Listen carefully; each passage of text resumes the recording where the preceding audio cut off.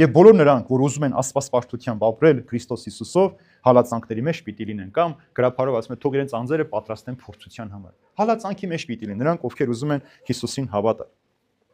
Ճշմարիտ աստվածապաշտ մարդը պետք է փորձվի։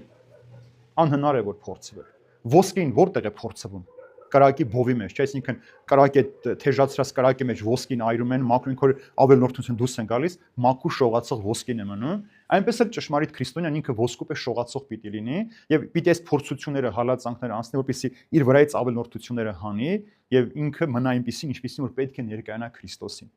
Քանդակագործը մենք ասում ենք քանդակեց, բայց իրականում ինչ է անում, ասում են մեջի թաքնված գեղեցիկի վրայից ավելորդություններն են մաքրում, որպես մենք քարի մեջ թաքնված հրեշտակի գեղեցկությունը տեսնենք։ Ուրեմն այնպես էլ մարդը կամած իր վրայից պիտի այդ մեղքի ազատվելու համար այս հալածանքի, նեղության, տառապանքի ճանապարհը անցնի, որպեսզի մաքրված դուրս գա։ Եվ